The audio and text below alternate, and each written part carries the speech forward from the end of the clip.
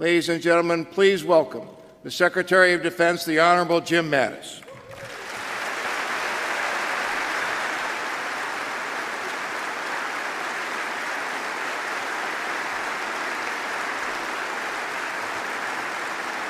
Thank you. Thanks very much, ladies and gentlemen. And thank you, General Ham, old friend of many years. It's an absolute delight to be here with you all. And I do appreciate being invited to something like this. I can probably find no place in Washington, D.C. today that I feel more at home than here amongst all of you. Acting Secretary McCarthy, we first met each other in those very uncertain days after 9/11 in Afghanistan, and we've served together for many years after that.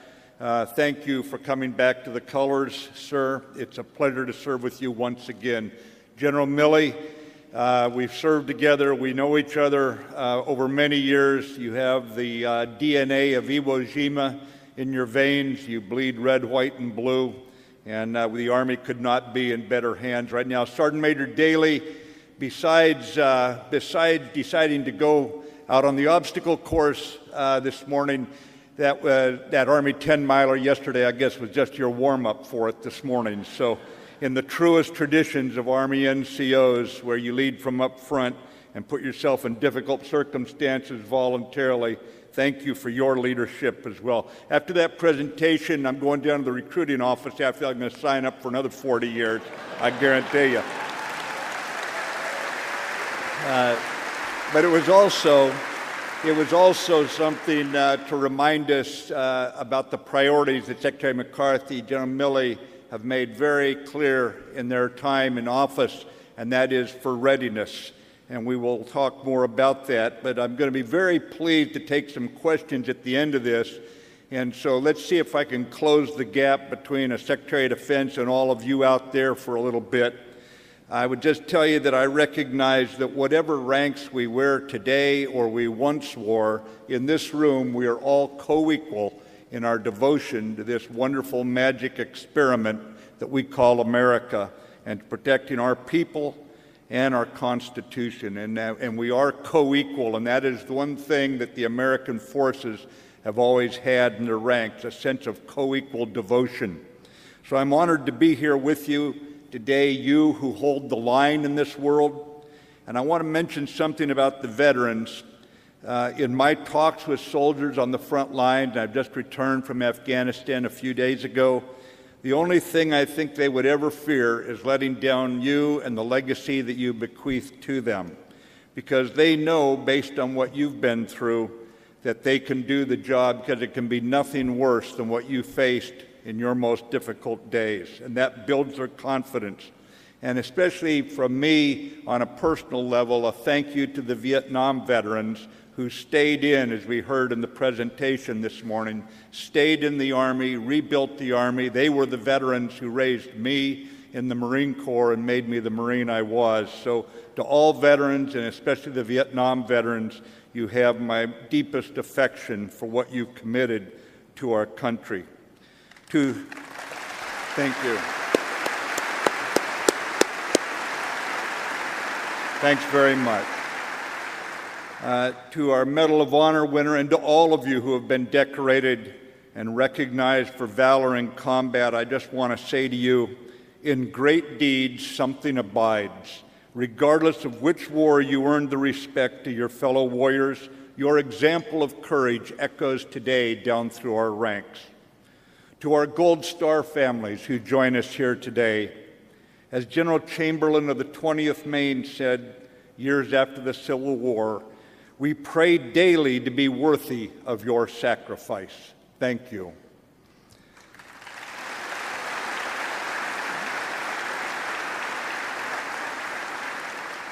As your Secretary of Defense, I am honored to join you. I'm grateful to serve once again alongside soldiers of the greatest Army, the most trusted Army on earth. To serve once again among the disciplined, ethical, capable, high-spirited soldiers whose character I have seen rise to every occasion in the worst possible circumstances. Soldiers who are always at their best when the times are at their worst. Soldiers who General George Washington would be proud of. For 242 years now, you have set the standard. For you are the soldier descendants today of ragged Continentals who left bloody footprints at Valley Forge. You who from Lexington to Bastogne to the Korengal, generation after generation, you have carried our flag in your hearts and the Patriot's fire in your belly. A fire that keeps alive our experiment that we call America, an experiment to determine if a government of the people, by the people, and for the people can long survive. A united army, united in commitment that stands as a model for our fellow citizens of what Americans who stand united can do. And our Army's ranks today are filled with willing, high-quality patriots, all volunteers, and again, I am very proud to serve with you. The international situation is the most complex and demanding that I have seen in all my years of service, and that's over 4 decades. In the Mideast, terrorists continue to conduct murder and mayhem despite significant and accelerating losses. One state sponsor of terror in the Mideast cannot hide behind its nation-state status, while in effect it is actually a destabilizing revolutionary regime. In Europe, for the first time since World War II, we've seen national borders changed by the force of arms, as one country proves willing to ignore international law to exercise a veto authority over its neighbors' rights to make decisions in the economic, diplomatic, and security domains. In the Pacific, we've seen North Korean provocations threatening regional and even global peace, despite universal condemnation by the United Nations. So this is the reality that faces our Department of Defense and our like-minded allies, and we must have militaries fit for their purpose, fit for their time, in these days of emerging challenges. For these challenges include new domains of conflict in space and in cyberspace, and in ways that involve deniable attacks even on our democratic processes. Your Department of Defense is adapting because we do not want to be dominant and at the same time irrelevant. And I offer this problem statement for what must guide our efforts. How do we maintain a safe and effective nuclear deterrent so these weapons are never used and our non-proliferation efforts can be recharged? Second, how to maintain a decisive conventional force at the same time as that nuclear deterrent, one that will include space and cyberspace capability to deter war or end it decisively if conflict occurs. And third, we must at the same time maintain an irregular capability so we can fight across the spectrum of conflict. This is our problem statement: how to maintain a safe and secure nuclear deterrent and maintain a decisive conventional force that can also fight irregular warfare. Our department has 3 lines of effort to address these issues. First, everything we must do must contribute to the increased lethality of our military. We must never lose sight of the fact that we have no God-given right to victory on the battlefield. Secretary McCarthy and General Milley are examining every personnel policy, our training time, our organization, and more to ensure they contribute to make us the most lethal joint force in the world. Even as our competitive edge over our foes and adversaries decreases due to budgetary confusion in this town and the budget caps. I am among the majority in this country that believes our nation can afford survival, and I want the Congress back in the driver's seat of budget decisions, not in the spectator's seat of automatic cuts.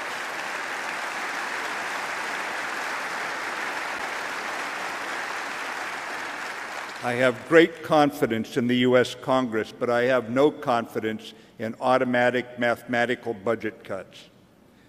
Second line of effort, we are following the example of the greatest generation coming home from the tragedy of World War II and who looked around and they said, "What a crummy world." But we're part of it, whether or not we like it, and we're going to do something about it. And in that spirit, they build alliances and partnerships. In the same spirit today, we are strengthening alliances and building new partnerships, whether it be NATO, the counter-ISIS coalition, the 39 nations standing together in Afghanistan, and expanding friend and partner bonds in the Indo-Pacific region. Secretary of State Tillerson's Defeat ISIS coalition is only one example of what this looks like in practice. 69 nations banded together, plus 4 international organizations, the Arab League and NATO, the European Union and Interpol, all working in concert to defeat ISIS. But we also stand with our traditional allies as well as building new coalitions as we work together to defend our values. And to our allies here in this room today, I will tell you I had the honor of fighting many times for America. I never once fought in an all-American or solely American formation. It was always alongside allies. And I will just tell you, from NATO in Europe to the Pacific, the message to our allies is we are with you.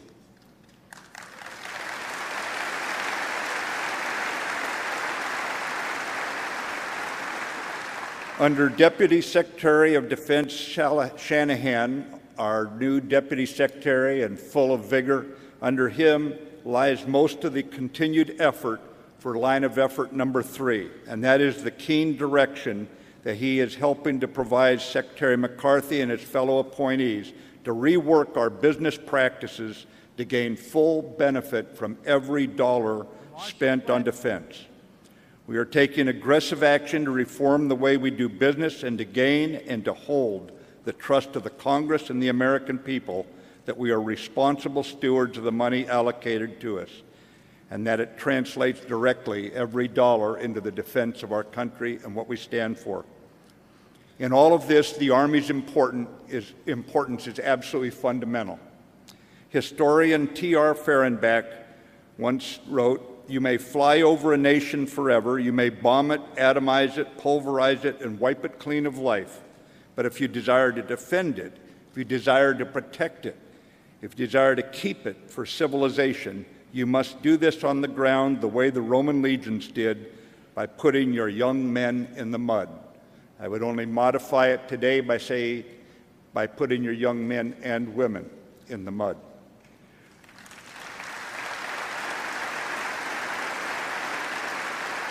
And this is why the Army is so critical to our nation's security. I have by now grown rather remote from so many of you who man the ramparts, those of you who have looked past the hot political rhetoric to rally to our flag in the age of our high-quality, all-volunteer force. Yet while I no longer have the opportunity to get to know you personally, I do know your character. You could get out of the Army and make more money. You could get out of the Army and see more of your families. You could do any number of things, but you have the habit of putting others first, of putting your country first. At Antietam Battlefield Cemetery, the statue of a lone soldier stands atop a pillar, looking out across the graves of his fallen comrades. He's a private, and he is nicknamed Old Isaac.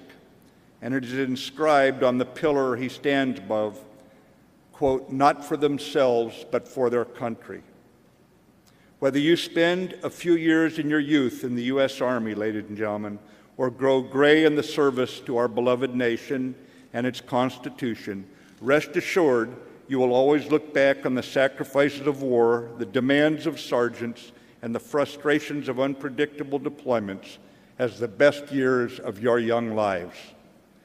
And even those of us denied the opportunity by our ranks to stand physically beside you every day, nonetheless, we join your fellow citizens in humbled awe of your willingness to sign a blank check payable to the American people, a blank check payable with your lives, to defend our revolutionary ideas enshrined in our Declaration of Independence and our Constitution, putting freedom above all else. Now, if you want to know where I see modern war trending, I just ask that you reread General Milley's remarks from a year ago at this very convention. If you want a reminder of war's primitive, atavistic, and unrelenting nature, reread Fehrenbach's This Kind of War. If you want to see why I believe command and feedback must supplement our approach to command and control, read Rules of the Game by Gordon. If you want to know where I come from in terms of strategy, read The Future of Strategy by Colin Gray, the most near-faultless strategist alive today. And most importantly, when it comes to you willing and magnificent soldiers, those who from General George Washington to today carry our hopes on your shoulders, I say that you need only follow the Army Creed we just all saw on the screen and recited. We need you at the top of your game in body, mind, and spirit. Physically, I salute Generals Milley and Frost's initiative to toughen the physical standards that they now have underway for the U.S. Army. I'm reminded that General Schwarzkopf, in the years after Vietnam, served under a Korean War veteran when he was a battalion commander, a brigade commander who insisted on tougher soldiers knowing what he had faced in the Korean War. Mentally, I want you to enhance your warfighting skills, assuming every week in the Army is a week to get better at integrating all Army and joint efforts to become more tactically cunning. So body and mind must be matched with the spirit. And spiritually, ladies and gentlemen, we need our soldiers to build your own and your comrades in arms resilience to take combat tests of your character in stride in the most primitive environment on earth.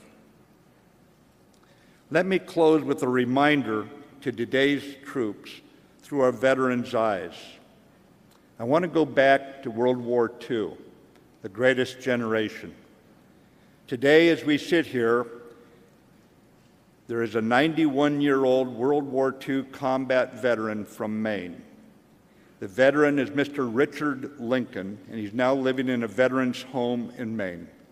He and his three brothers all fought in World War II, and he is the last surviving one. Mr. Lincoln has a remarkable story. As a 17-year-old from a very small town of Wayne, Maine, a town of less than 1,000 people, and standing just 5 foot 5 inches tall, I wondered as I read that, was that the effects of malnutrition during the Depression? Mr. Lincoln served as a first scout in the 88th Infantry Division in the Battle of Anzio, which, as you all know, was a grueling and historically important amphibious assault in the Italian campaign, an amphibious landing against long odds which permitted the Allied capture of Rome. He repeatedly risked his life on the front lines to identify enemy artillery batteries, regularly enduring enemy fire and never shrinking from enormous dangers. The 88th became the first draftee division to enter a combat zone in World War II. In 344 days of combat, the 88th Infantry Division lost 2,298 men killed in action and 9,225 men wounded.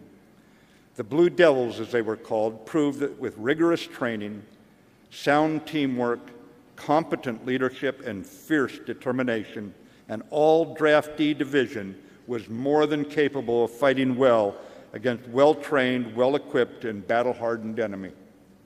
When the Allies liberated Rome on June 4th, everyone wanted to be the first into Rome, but the all-draftee 88th became the first division to enter the city, although overshadowed by the Normandy invasion 2 days later.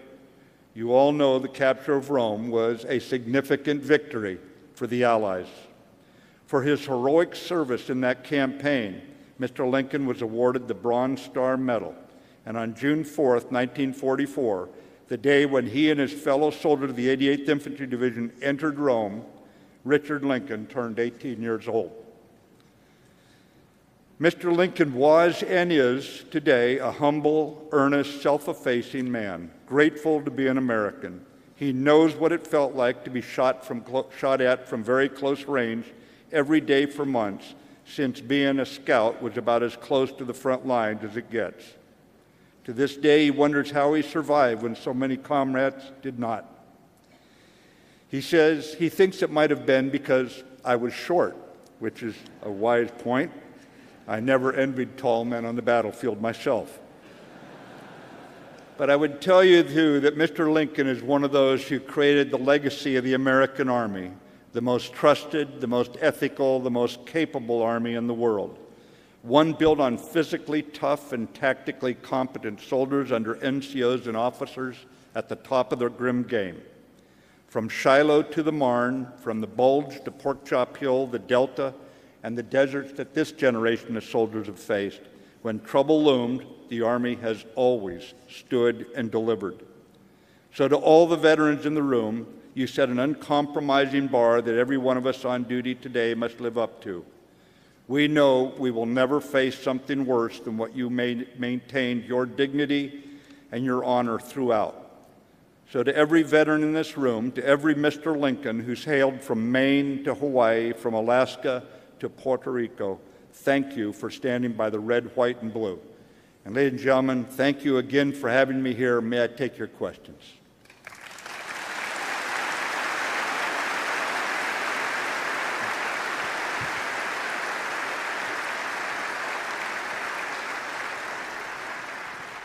Well, thanks very much, Mr. Secretary. We took the liberty of collecting some questions from our members and others, and I appreciate you taking time to answer just a few. So the first one is, we just saw a program that highlighted how the Army expanded and transformed quickly 100 years ago to meet the demands of World War I. What insights from World War I seem most relevant to you as the Army faces challenges today? Well, I appreciate the presentation earlier, because whenever you look back at history, you realize that while technology may change, we really face nothing new under the sun. And we oftentimes come up with good ideas in old books and reading history. I think the message I was thinking as I watched that presentation was the need for readiness. There was a comrade by the name of John Abizaid, who is a younger general, once said to me, you know, if you were sitting in my chair, and he was in the Joint Staff in those days, in 1810, and you said, where are we going to fight in the next 10 years? Not one of us would have guessed. I think the Royal Navy is going to sail right up that river outside my window and burn this town to the ground. Well, you say that's a long time ago. He says, think about 1910. How many would have said that we're going to be in Europe in the next 10 years, and the U.S. Army, strung out from forts all across the Indian fighting West, would never have forecast they'd be wearing gas masks with airplanes dropping bombs and charging machine guns and barbed wire. So the need for readiness must also ensure that we have a shock absorber built inside the Army. And out of World War I, where the first advance we made, the first offensive we made, went horribly wrong because troops couldn't get to the front lines in the right order, there was a traffic jam, the attack went in badly. It's a reminder we've got to be brilliant in the basics of blocking and tackling, because from Bataan Peninsula to Kasserine Pass to Task Force Smith, we know too well the costs of not being ready. And I think that right now what we want to do is be so ready and be very much aware that we fight the way we come, that everybody in the world wants to deal with Secretary Tillerson and the Department of State, not the Department of Defense and the United States Army.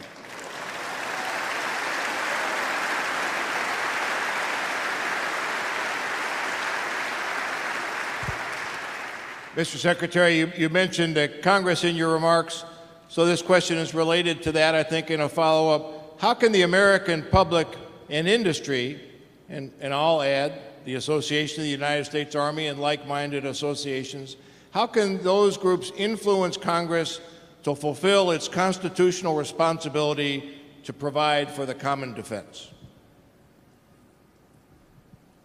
Ladies and gentlemen, I think what is probably most important right now is we lay out the problem in compelling and persuasive terms. Go back to Einstein's point many, many years ago when asked how he would compose his thoughts if he was given 1 hour to save the world. And he said, I'd spend 55 minutes defining the problem, and I'd save the world in 5 minutes. Now, there are times when those of us who wear the uniform can be rightly condemned for being overly conservative, wanting more insurance and more boats and planes and guns and tanks. And I understand that. And as General MacArthur said when he was Chief of Staff of the Army, in those days when our country was having difficult times economically before World War II, and he was trying to convince the U.S. Congress to spend an adequate amount of money on readiness so that the U.S. Army would be ready. He made the point there that day that we have got to be willing to do this because it's the surest way to deter war, but there's also a time and a cost aspect to this. And I think the more we can explain we have the time right now to prepare for war as the best way to prevent war, but should conflict break out, to get money later will not be good enough because we won't have the time at that point. And we all understand this. But I think the more we explain persuasively, objectively, what is the situation in this increasingly complex security environment that many of our most legendary statesmen alive today, from Dr. Kissinger to George Shultz to Sam Nunn, to all the others who have looked at this over decades, Dr. William Perry, former Secretary of Defense, Senator Cohen, former Secretary of Defense. If we can lay this out, the problem out in compelling terms, I believe in the U.S. Congress. I believe in them 100%.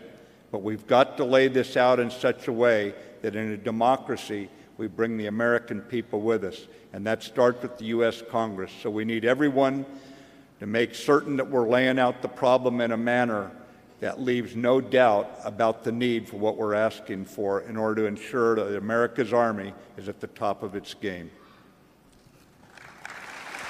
Thanks. Sir, if you got time, sir, for two more. Absolutely. So several questions about acquisition. I'll condense a couple of them. What can be done to enhance responsiveness to warfighter needs?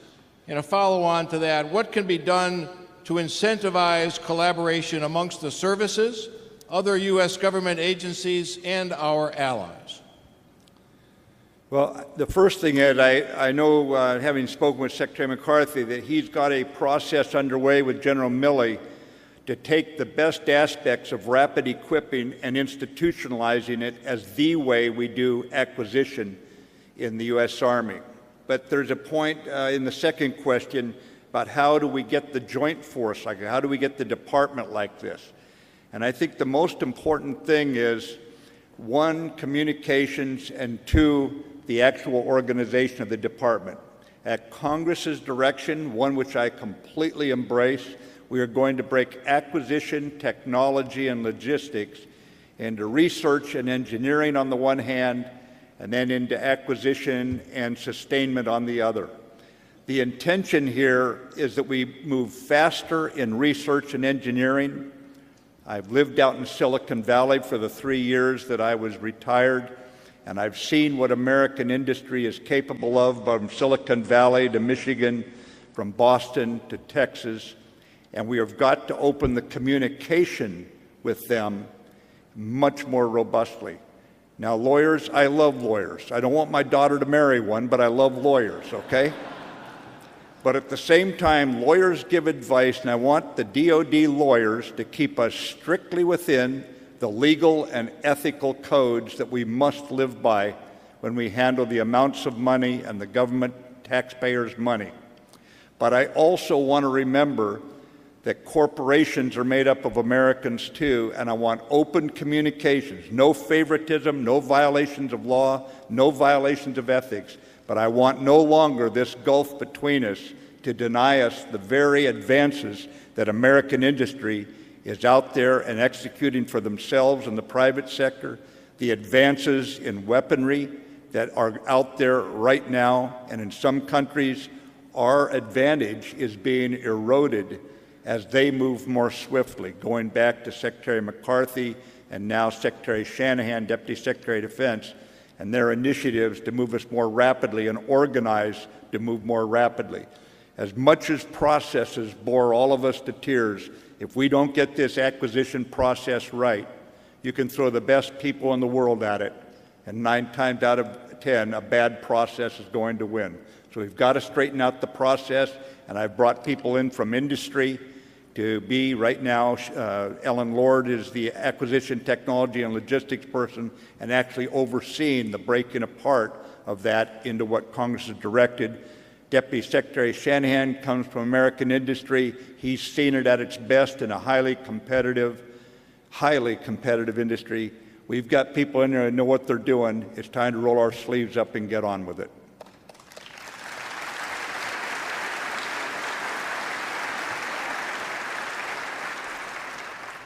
Last one, sir. Unsurprisingly, about Korea. And I suspect you're probably not going to reveal to us the intricate details of your Korea strategy. But what can the U.S. military do to lessen the likelihood of conflict on the Korean Peninsula?